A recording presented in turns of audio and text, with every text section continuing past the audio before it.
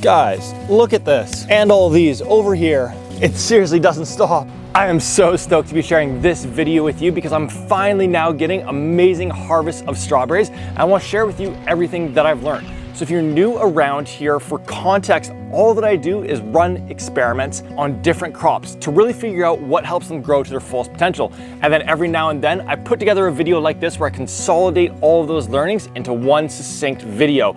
So in today's video, I'm going to share with you the 6 variables I changed for growing strawberries. And at the very end of the video, I'm also going to share with you the 2 variables that I'm playing around with right now to try and take it to a whole other level. So to get started, variable number 1 was variety.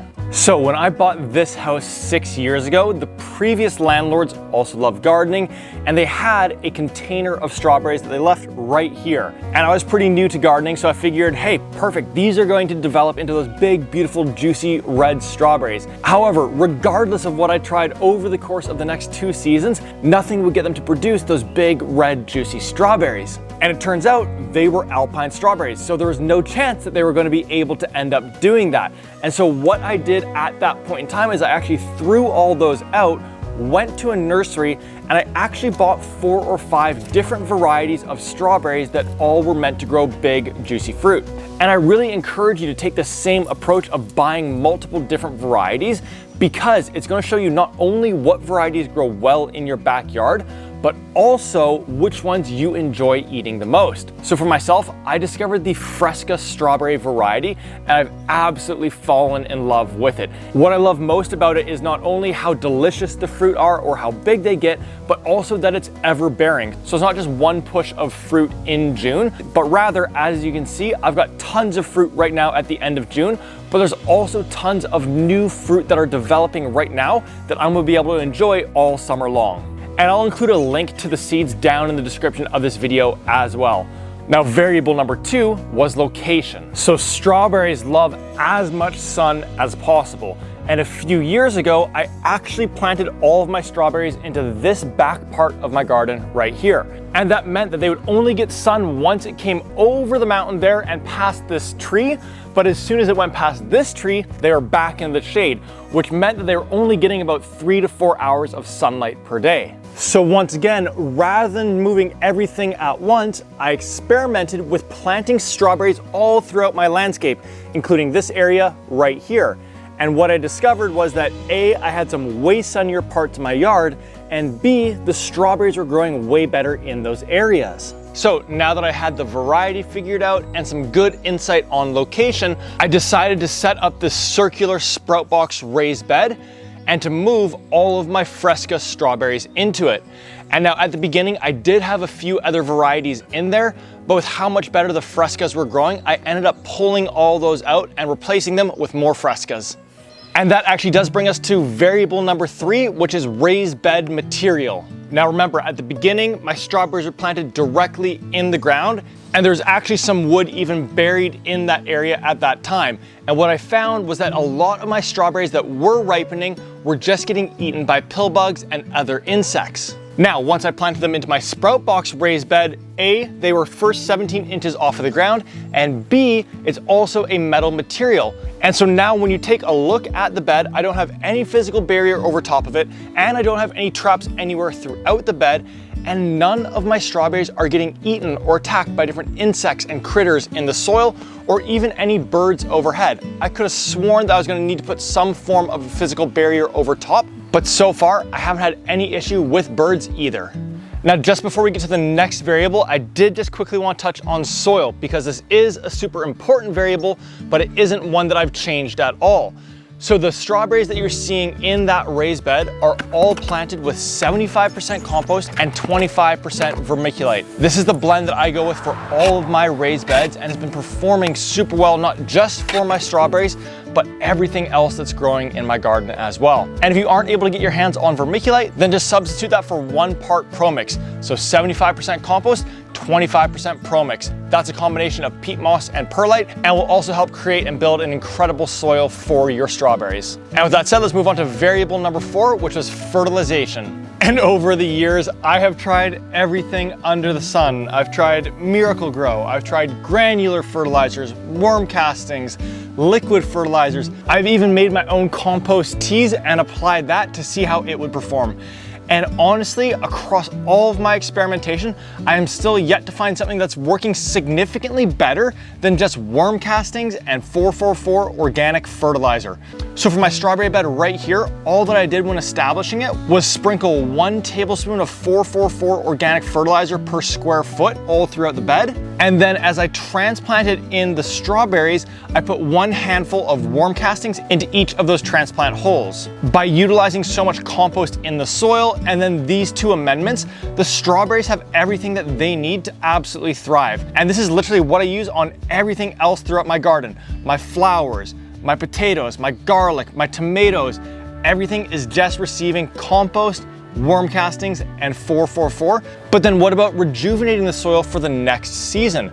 So in the early springtime, all that I do is I put about 1 inch of fresh compost across that bed, as well as another tablespoon of 444 organic fertilizer per square foot, and I simply scratch that into the top inch of soil. And my apologies for doing this on a different bed. I just didn't film when I did it on the strawberries.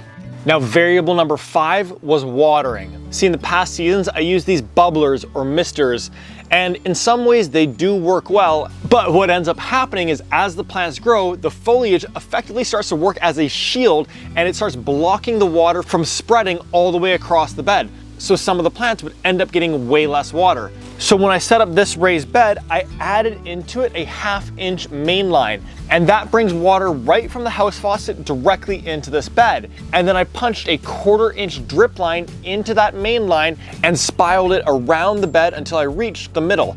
And it has emitters every 6 inches, and they're right at the soil level. So now none of that water is getting blocked, but rather it's all going directly into the soil.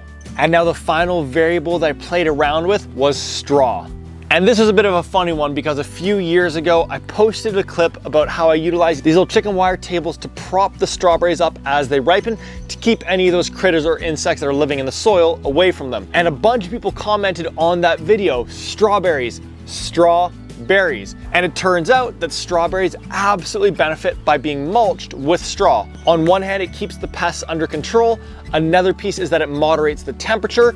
And the third, and I think biggest piece, is that it totally blocks the sun from evaporating any of that moisture in the soil. So once I had the irrigation in place, I then put about 2 inches of garden straw across the entirety of this bed. So now when the water runs, it's underneath that straw and the sun never actually reaches the soil. So anytime that I dig into this bed, the soil always has a level of moisture to it, which is a big part of why these plants have such beautiful growth on them and are developing so many amazing fruits for us to be enjoying. So if you do grow strawberries this season, definitely cover the soil with 1 to 2 inches of garden straw, and I'll include a link in the description of the video for the exact straw that I utilize in this bed right here. Now, just before we wrap up this video, I did mention that there's 2 more variables that I'm now starting to play around with, and one of them has to do with why this side of the bed is significantly smaller and further behind this side over here. Just before we go through those 2 final variables, if you've enjoyed this video, then go ahead and give it a like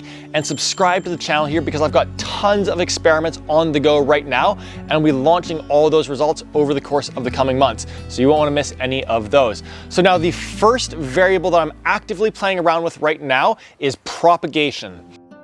See, strawberries are perennials that expand or multiply every season, and they do that either by sending out runners or by expanding at the crown. And this Fresca variety happens to be the latter of those 2. So when we look at one of the crowns, we can now see that there's 3 or 4 individual plants that are growing there. And at a certain point, A, that will end up being a little bit too crowded, and B, we could split those and then be having an even larger strawberry patch. So what we're looking at on this half of the bed right here are actually propagated Fresca strawberries that I pulled off of plants over here. And at the beginning of the season, they were way behind. You could barely even see them. But clearly they've put on tons of growth and are really starting to settle in really nicely. So I'm really interested to see how much growth we end up having on this side for next season. And the final variable that I'm starting to think about is expansion. So now that I'm growing strawberries super well and I'm able to be propagating them, I'm only going to end up with more and more plants. Therefore, I need more space to be putting them into.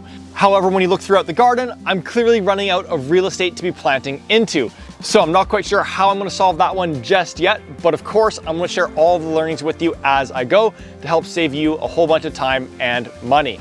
Now, just before you take off, if you could do me a huge favor, I've left a link down in the comments where I'm looking to just better understand why you garden and the biggest challenges or obstacles that you're facing in the garden so that I can be better supporting you. It's only 2 questions and it'll only take 1 or 2 minutes to fill out. So if you're able to do that before you take off, that would mean the world to me. But that's all for today. So go ahead, subscribe to the channel. I've got a ton of experiments that I'm about to start harvesting. I'll be publishing all those results over the next little bit, so you definitely don't want to miss any of those. And I'll see you on one of those videos. See you then.